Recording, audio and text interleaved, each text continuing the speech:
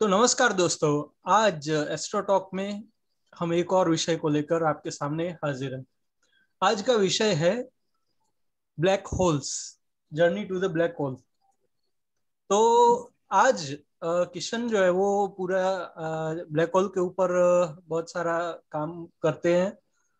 Public talk में भी हमारा जो ब्लैक होल का सब्जेक्ट है वो किशन ही हैंडल करते हैं। तो इन सारे आपके बहुत सारे सवाल होंगे ब्लैक होल के बारे में, तो आप हमें कमेंट बॉक्स में शेयर कर सकते हैं, ताकि ब्लैक होल की जो जर्नी है वो एक पार्ट में नहीं होने वाली। हम 7 से 8 पार्ट ब्लैक होल के ऊपर करने वाले हैं। तो उन सब में आपके जो प्रश्न है वो हम शामिल कर पाए। जो दोस्त अभी तक हमें फॉलो नहीं करते, सब्सक्राइब नहीं करते, उनसे विनती है कि जल्दी से सब्सक्राइब बटन दबा दें और जितने भी वीडियोस हैं वो सारे के सारे जल्दी से जल्दी देख लें। मैं निशांत गौर, आहिर हेत के साथ और किशन सोलंकी के साथ आज की एस्ट्रो टॉक में आप सबका बहुत बहुत स्वागत करता हूं। आप स्टारगेजिंग इंडिया के official Instagram Twitter handle @stargazing India पर फॉलो कर सकते हैं। निशांत यानी कि मुझे अगर आपको फॉलो करना है तो निशांत गौर 13। एंड हेत के लिए हेत का जो आईडी है वो है आहिर हेत 623। और किशन को अगर आप फॉलो कर कर कुछ भी पूछना चाहें तो उसका आईडी है किशन_2112। तो किशन जी, आज हम किस विषय पर बात करने वाले हैं और कहाँ से बात शुरू करने वाले हैं? जी। आज हम ये समझेंगे कि ब्लैक होल क्या होता है एग्जैक्टली, क्योंकि बहुत सारी अफवाहें भी हैं ब्लैक होल के ऊपर की ये बहुत मतलब उसका शेप कैसा है। और वो हम बोलते हैं कि वो होल है, लेकिन वो होल नहीं है, वो स्फीयर है। पूरा पूरा पूरा गोल स्फीयर है वो। तो अब आज पहले उससे हम स्टार्ट करेंगे कि वो ब्लैक होल क्या होता है, कैसा होता है, और उसके आजू बाजू की सारी गतिविधियां कैसे होती हैं। तो उसके बारे में हम आज बात करेंगे। ओके, तो किशन जी, सबसे पहले हम क्या बात करेंगे ब्लैक होल के बारे में, कि ब्लैक होल क्या होते हैं? जी, तो ब्लैक होल जो होते हैं, ब्लैक होल एक सेलेस्टियल बॉडी है जिसका जो एक बहुत छोटे से पॉइंट पे कॉन्सेंट्रेटेड होता है, और उसका उस पॉइंट पे उसका मास जो है वो बहुत ज्यादा होता है। उसके कारण पूरे ग्रेविटेशन पुल बहुत ज्यादा हो जाता है। मतलब ब्लैक होल एग्जैक्टली होल नहीं है, वो स्फीयर है। तो पूरे 3 डायमेंशन में भी देखिए, हमारे हाथ में अगर बॉल पकड़े हम, तो बॉल की जैसा है वो ब्लैक होल। वो एक होल नहीं है। कहीं किसी भी डायरेक्शन में से अगर लाइट आएगी तो वो उसमें चली जाएगी। आगे से, पीछे से, ऊपर नीचे, कहीं से भी लाइट आएगी तो वो उस ब्लैक होल में चली जाएगी। तो एग्जैक्टली वो एक होल नहीं है, हम होल बोलते हैं उसको, लेकिन वो एक स्फीयर है। अ, तो सबसे पहले तो फिर ये जी ब्लैक होल नाम कैसे पड़ा? होल नहीं है, स्फीयर है, तो फिर उसकी भी कुछ रोचक जी कहानी है, भारत से जुड़ी हुई कुछ, मैंने ऐसा सुना था आपके मुंह से। उसके बारे में कुछ जी बताइए। जी जी। अभी ऐसा हुआ था कि कलकत्ता में एक वेल है, एक कुआं है, जहाँ पे कैदियों को वहां पे अंदर डाला जाता था। मतलब जब हम ब्रिटिश के राज के अंदर थे, तब उन लोगों वो लोग ये बेल का यूज करते थे। तो वहां पे बोला जाता था कि अगर किसी को भी इस कुएं में डाल डाल देते हैं तो उसको वहां से वो निकल नहीं सकता कभी। मतलब वो वहां से जिंदा कभी नहीं निकल सकता, वो इतना ऐसा कुआं था। तो इस प्रिजन के लिए वो सब प्रिजन बोलते थे। इसलिए पहले मार्शिया बार्टूजिया करके एक राइटर थे जिन्होंने बताया था ब्लैक होल का टर्म, उन्होंने सबसे पहले इंट्रोड्यूस किया था हमारे सामने। और अच्छा, उसके बाद रॉबर्ट एच। जी तो ये जो नाम है वो भारत से जुड़ा हुआ है। काफी रोचक जानकारी आपने दी। हमारे बहुत सारे श्रोताओं को इसके बारे में नहीं पता होगा शायद। जी जी। जी। तो अभी आप यहाँ पे देख सकते हैं जी कि यहाँ पे ब्लैक होल है, तो ब्लैक होल में उसके आजू बाजू इवेंट होराइजन है। ब्लैक होल भी एक बहुत ब्लैक होल यानी वो एक बहुत ही छोटा, उसकी साइज हम जीरो बोल सकते हैं, उतना छोटा एक एक पॉइंट है। और इवेंट होराइजन जो है वो उसके आजू बाजू का पूरा एरिया है। और इवेंट होराइजन उसके बारे में हम आगे बात करेंगे कि वो एग्जैक्टली क्या है इवेंट होराइजन। तो आगे बढ़ते हैं। ओके। तो अब बात करते हैं इवेंट होराइजन की। सो इवेंट होराइजन दरअसल क्या होता है? किस चीज को हम इवेंट होराइजन कहते हैं? तो होराइजन के बारे में तो हमने सुना है कि ऐसा जो दृश्य दिखता है कि जहां पर धरती और आसमान साथ में मिलते हैं। लेकिन ये जी होराइजन पर जाकर ये इवेंट क्या होती है कि जिसे हम इवेंट होराइजन कहते हैं? जी जी। जैसे मैंने पहले बताया कि एक सिंगुलरिटी यानी कि एक पॉइंट, यहाँ पे एक पॉइंट पे कॉन्सेंट्रेट होता है, वो है ब्लैक होल। उसके आजू बाजू जो इवेंट होराइजन होता है वो ऐसा रीजन है कि जहाँ पे अगर हम उस रीजन में एंटर कर गए तो उससे बाहर निकलना इम्पॉसिबल है। अगर उससे बाहर निकलना है हमें तो उसके लिए हमें एक लाइट की स्पीड से भी ज्यादा स्पीड चाहिए वहां से निकलने के लिए। हम्म। मतलब आप ऐसा बोल सकते हैं कि ब्लैक होल की जो पूरी ताकत है या ब्लैक होल की जो ग्रेविटेशन पुल है वो इवेंट होराइजन से शुरू होता है। और ये इवेंट होराइजन है, उसकी एक उसका रेडियस होता है जिसे हम शावर्सफील्ड रेडियाई बोलते हैं। ये एस्ट्रोनॉमर कार्ल कार्ल कार्ल शावर्सफील्ड उसके नाम पे ये हमने रेडियस बताया है। ओके। तो वहां पर अगर कोई भी एस्ट्रोनॉट इवेंट होराइजन के पास है तो उसे क्या महसूस होगा? और उसके आसपास या उसके अंदर जाने पर क्या होगा, वो कुछ आप बता सकते हो? जी, अगर वो अंदर इवेंट होराइजन के अंदर एंटर होगा तो अगर प्रैक्टिकली हम सोचे तो इवेंट होराइजन के अंदर एंटर होने पे वो कुछ देख ही नहीं पाएंगे, क्योंकि ग्रेविटेशन पुल इतना होगा कि वो लाइट की स्पीड से अंदर खींचा चला जाएगा। मतलब उसकी स्पीड बहुत बढ़ जाएगी। और उसके अंदर एग्जैक्टली क्या है वो तो हम चाहे तो ही पता चल सकता है, क्योंकि ये तो बहुत वो बात हो गई। ओके। अभी बीच में और यहाँ पे मूवी आई थी इंटरस्टेलर, उसमें भी ऐसा कुछ ब्लैक होल और इवेंट होराइजन वो सब चीजें दिखाई गई है।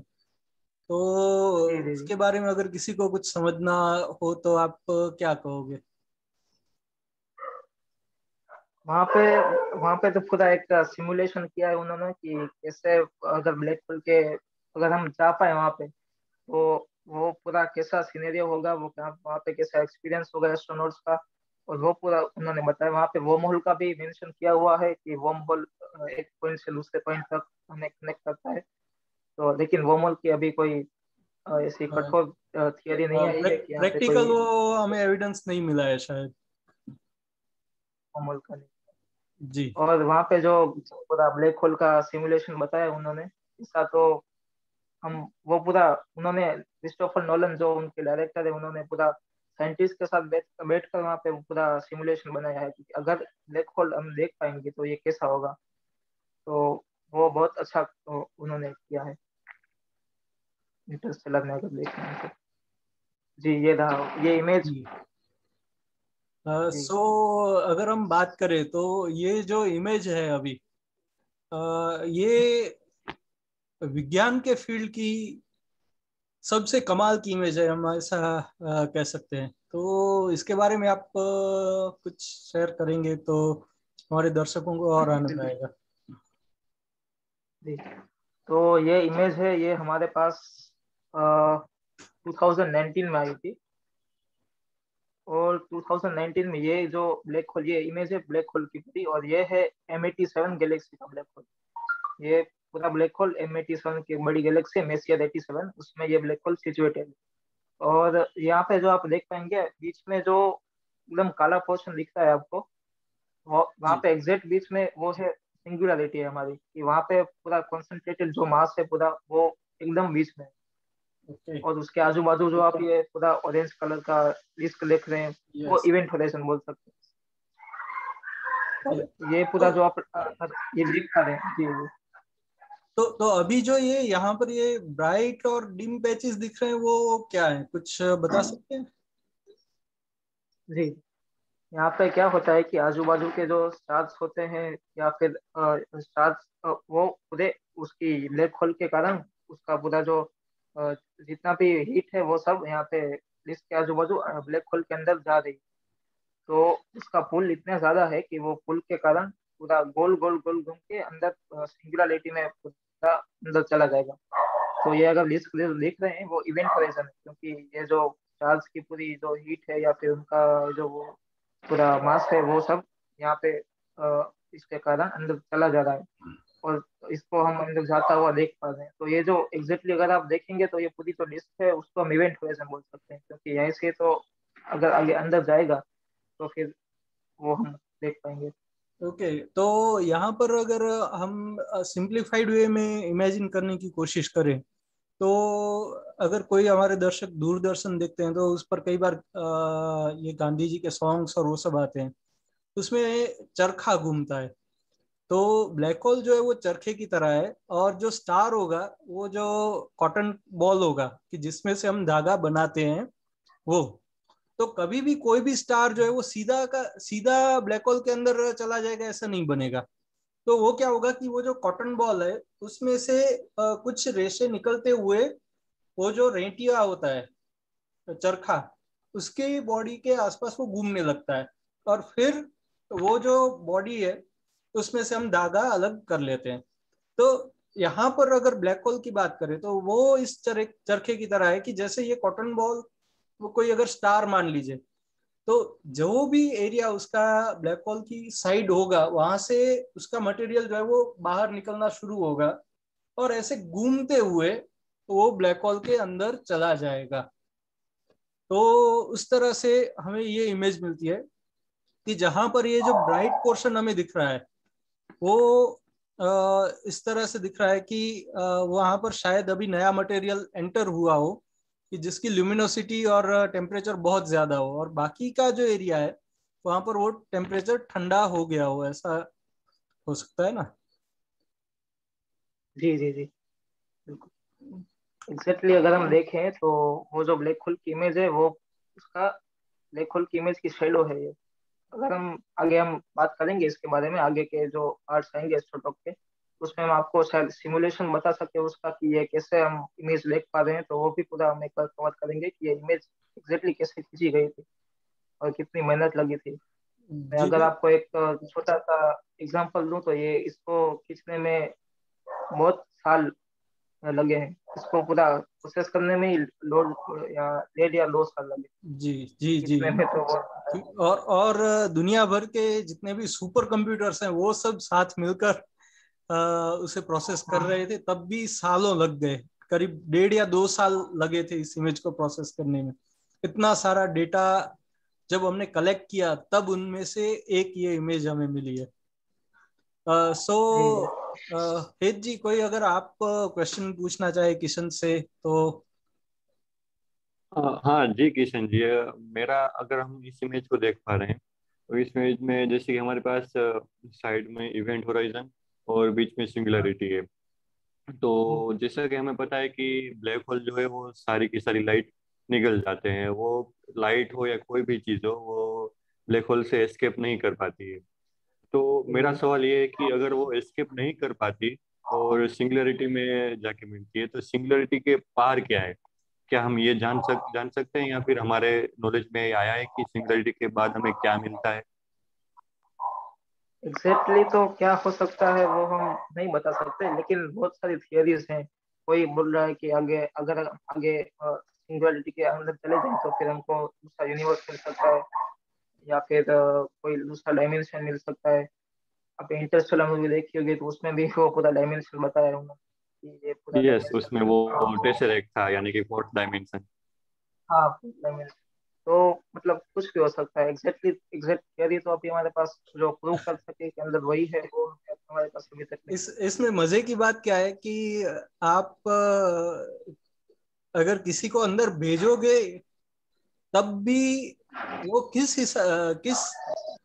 सोर्स से वो आपको कम्युनिकेट करके बताएगा कि अंदर ये है। हाँ ये है। और इससे भी ये चीज ये है कि वो कम्युनिकेट करेगा तब जब वो दूसरे छोर तक पहुंचेगा। हाँ जी, वो दूसरे शायद सिंगुलरिटी के अंदर लेकिन जाने तक सरवाइव भी करना चाहिए। चलो चलो, हम वहां पर ये अगर हाइपोथेटिकली मान भी लेते हैं कि वो सीधा का सीधा अंदर गया और सरवाइव कर गया, लेकिन अगर सरवाइव करने जी के बाद वो कम्युनिकेट कैसे करेगा? क्योंकि हमारा जो फिजिकल वर्ल्ड जो है नॉन जितना डायमेंशन है, we are bound in a 3 dimensional world.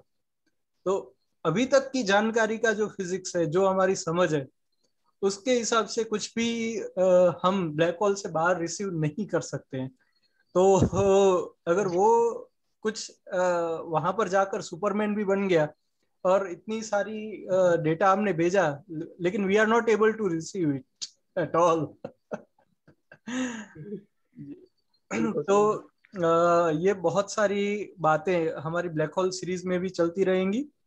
तो हम अगली सीरीज में क्या लेने वाले हैं, वो कुछ आप जैसे एक एपिसोड खत्म होता है तो आ जाता है ना कि कल देखिए, आगे देखिए, तो वैसा अगर यस। कुछ हिंट आप अगर दे सकें। हाँ, तो नेक्स्ट में हम अगर एपिसोड एस्ट्रोटॉक 2 में ब्लैक होल के ऊपर हम ये जानेंगे कि पूरा ब्लैक होल बनता कैसे है। तो उसके लिए हमें स्टार के पास होना पड़ेगा, तो स्टार कैसे बनता है, उसकी लेथ कैसे होती है, और स्टार की लेथ के बाद जो बनता है वो ब्लैक होल होता है। उसमें भी बहुत सारी कैटेगरी है कि व्हाइट ड्वार्फ बन सकता है, न्यूट्रॉन स्टार बन सकता है, या फिर ब्लैक होल बन सकता है। तो वो हम ये समझेंगे कि ये पूरा ब्लैक होल बनता कैसे है, और उससे भी व्हाइट ड्वार्फ और जो न्यूट्रॉन स्टार है वो भी कैसे बनते हैं। ये पूरा हम कवर करेंगे कि ये सब कैसे होता है। और उसके बाद ब्लैक होल जब फॉर्म हो जाएगा पूरा, तो फिर हम आगे के एपिसोड में उसको बताएंगे। क्या बात है, क्या बात है। तो आज के लिए इतना ही। कल हम फिर से मिलेंगे इसी समय, इसी चैनल पर।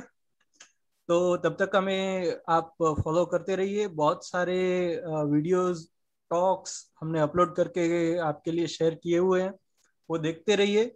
अगर आपको कोई भी क्वेश्चन हो, कमेंट सेक्शन में पूछ सकते हैं। हमारे जो ऑफिशियल आईडीज हैं वो आपको आपकी स्क्रीन पर हैं अभी, उन्हें आप फॉलो करके वहां पर भी क्वेश्चन कर सकते हैं।